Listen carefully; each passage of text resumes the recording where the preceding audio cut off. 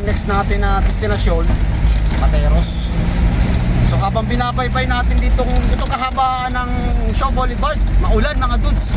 Kaya doble ingat tayo sa lahat ng mga biyahero, lalo yung mga single na motor. Konting ingat.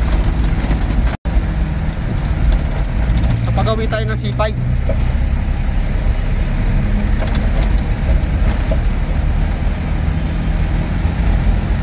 Binabaybay natin ito kabahan ng Shaw Boulevard.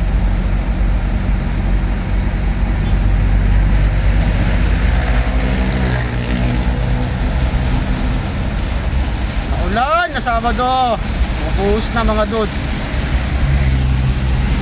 Naanggihan na tayo rito sa gilid. Sarado na yung salamin sa gilid.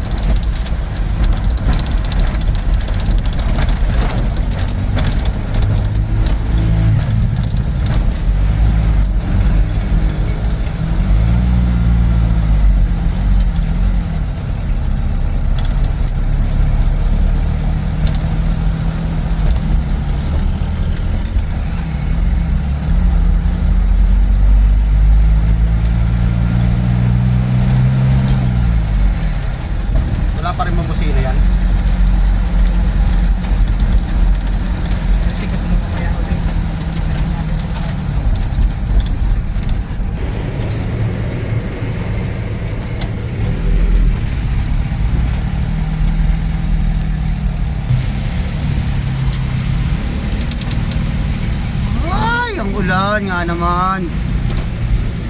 Buhos.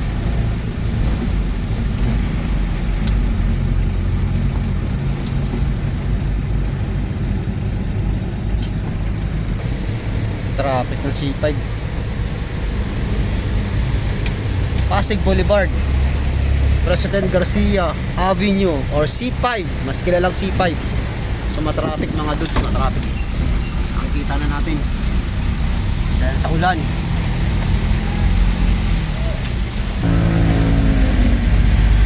Yun, medyo lumuwag na.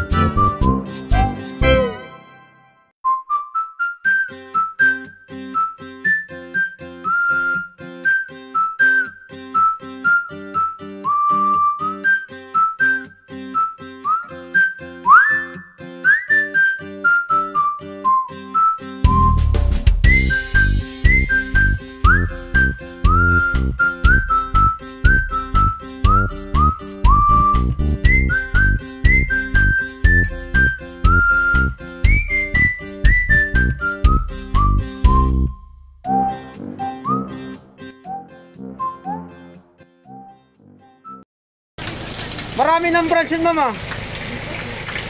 Kalat yung bitin. Ako ba nakita yun? Sabi Quezon City ko yata nakita yun ah. Oh, yun lang oh. Dito wala pa.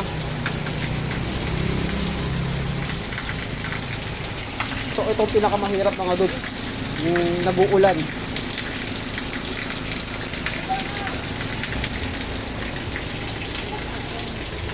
Pink na lang ma'am.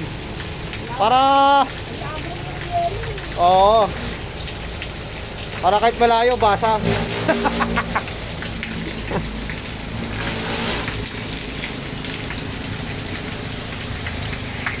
So ang oras natin 11:25 ng morning. So isa na lang.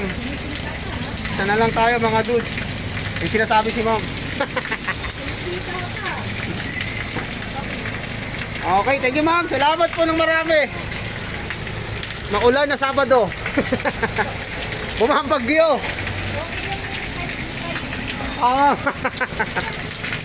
Okay. Next natin, Upper Bikutan. Ay, nako, napakahirap mga dudes. Basa tayo. Basa yung likod natin.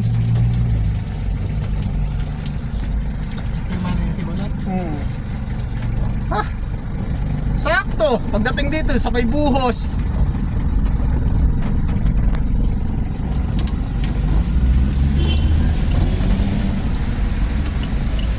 Yeah.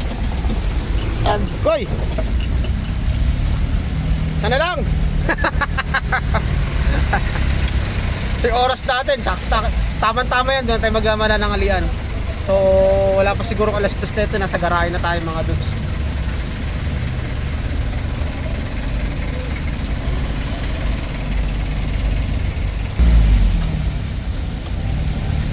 Tama-tama yan mga dudes, pagdating natin doon alas 12. So dahil sa maulan, so parang bet natin kumain ng sopas or miswa. Yan ang hinahanap ko eh. Kasi isang order lang na kanin, ayos na yan.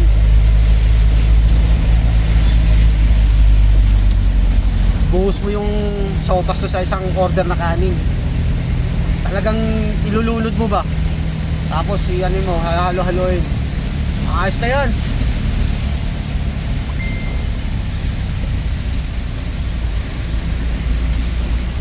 Basa tayo. Pagdating ng garahe, ligo tayo bago tayo umuwi. Total, hindi naman mainit eh. Hindi naman maaraw. Hindi naman dumungo si Haring Araw.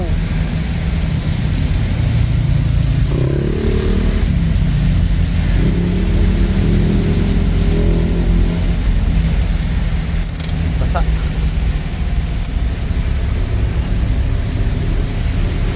Nagbaba tayo ng molding kanina. Plastic molding or PVC.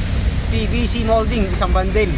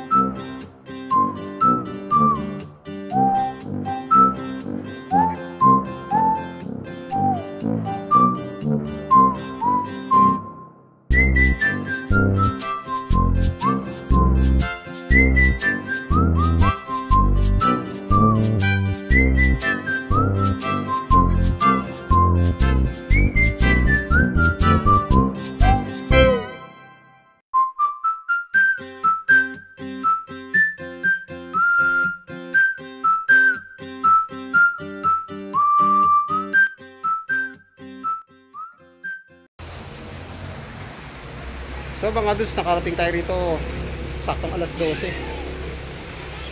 So naibaba na rin natin yung items. So wala talagang tigil yung ulan. Dito tayo sa may Upper Bikutan, Taguig.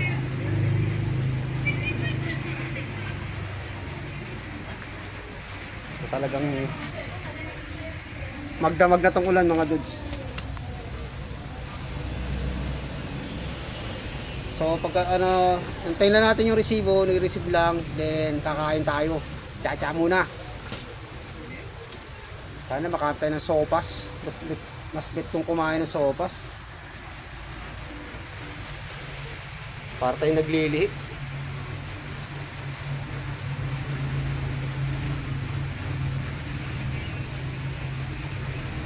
Ano yung didos mo?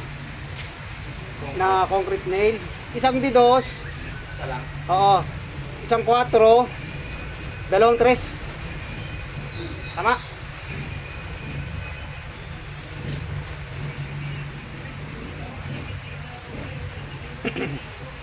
Bali, 4 na kahon yun. So, tinekek. Si Melvin.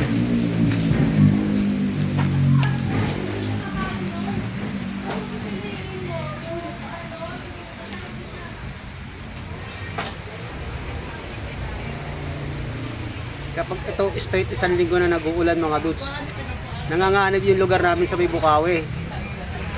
Siyempre may tendency na magbabawas yung mga dam. So maapektuhan yung lugar namin mga dudes. Nadadama yung ang aming baryo. Kasama sa lulubugin ng tubig pag nagbawas yung dam. Pag ito tuloy-tuloy hanggang mga 3 araw lang na walang non-stop yung pag-uulan. Matik na yan mga dudes, may tubig sa amin. Pag nagkasabay-sabay naman ng pakawala ng dam, lagpas tao sa labas namin. Subot kaya yung purpose ng second floor sa taas na meron kami second floor. So doon kami lahat. Every year yan, isang beses nangyayari yan sa Bulacan. Pero wag naman sana magkaroon man ng tubig sa labas lang, wag yung kagaya ng nangyari ng Undoy. Diba, 3 beses yung may 2 bagyo na malakas ang dumating sa Pilipinas eh. Nagpakawala yung dam, nagkasabay-sabay. So halimaw yung tubig sa amin.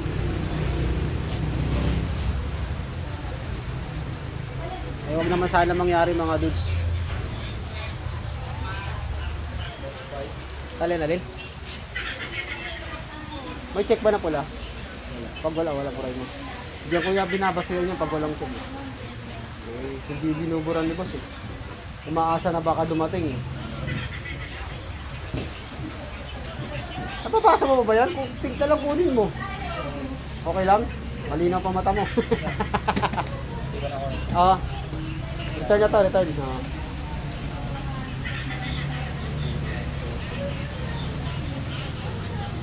Gusto mo yung Omni, no? Ito yung, oo. Kaya sabihin ko lang, boss Gary. Pagkita nga namin kasi na tutusok mo lang doon sa may ano eh. Malamang may iba itong pinagkukuhanan si boss eh. May bago na naman eh. Saka pag bibili, walang ano, no? Parang maganda yung may sariling bahay. Safety. Parang pilot valve doon nangyari. Parang pilot valve. Parang isa lang yata. Dilaw. Dalawa lang yun eh. Okay.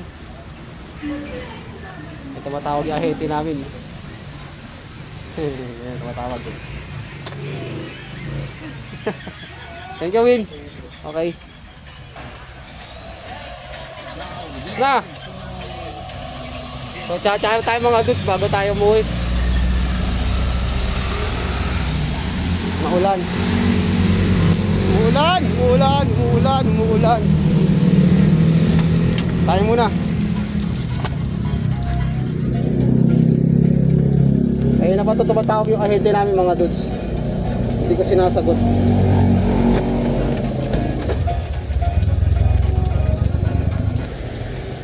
So kukuha tayo ng bala at tayo'y kakain. Bayo na ako.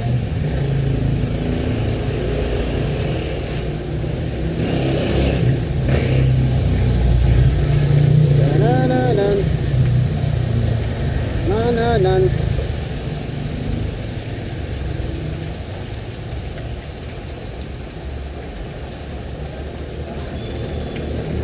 Nandito na pala sa may lagayan ng cellphone.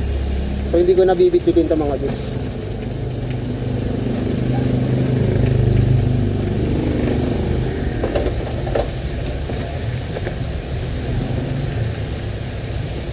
Ano na lang tayo ng headset.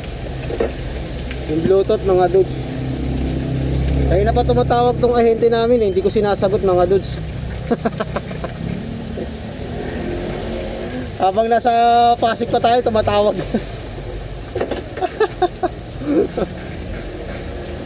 Lagay natin sa tenga natin mga dudes. Para tsak, tatawag na naman mamaya yan habang kumakain tayo.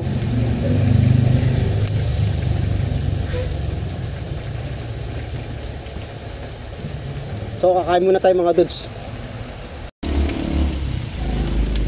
So mga dudes, habang naglalakad tayo, may nakita ako nagtitinda ng mga pritong manok. So bit parang nakusuda ako tong ano, mga leeg tsaka ano, anong part na to. Ayaw kasi masyadong malaman na nakakaumay. Maganda yung may kinukutkot ka. So kumuha tayo ng 4 na piraso. Tsaka 2 kanin, so cowboy na tayo rito, talo-talo na. Dito na tayo kakain sa dito. Cowboy tayo.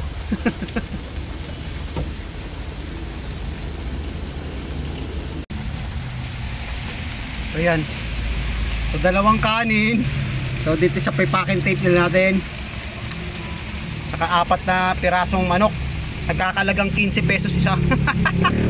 So talo-talo na yan. Dito natin lalagay yung suka. Sausawan.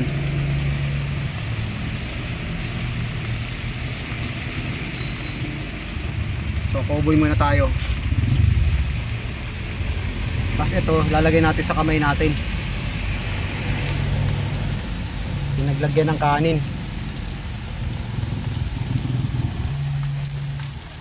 So ayan. O ito leg oh. Sausaw lang yan. Ha?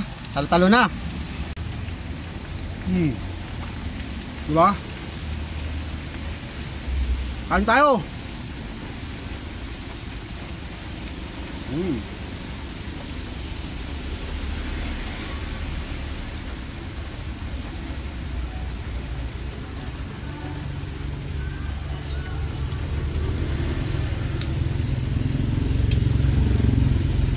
May mga talagang marami nagtitinda ng mga pritong manok. Depende kasi sa timplada nila eh. Kasi may mga talagang masarap sila magtimpla. Gabi pa lang binababad na nila yan. Kaya yung iba kasi karamihan direkta lang. Lalagyan lang nila ng harina, asin o ano. Iba yung binababad mo.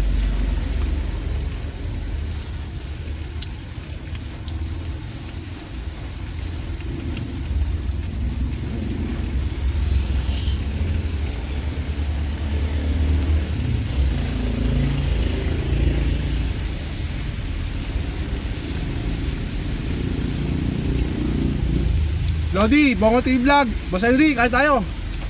Ma'am Nancy. Harap, pag ito ganito yung kain mo, cowboy.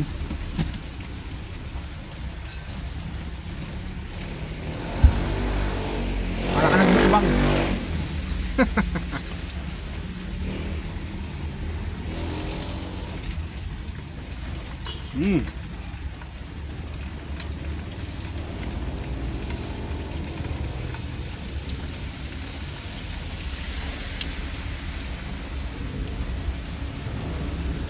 Harap.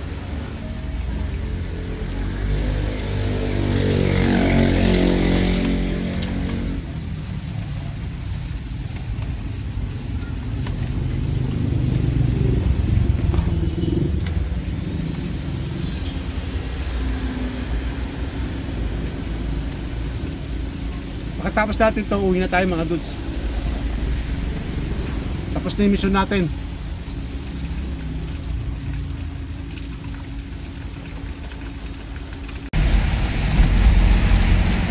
So pauwi na tayo mga dudes.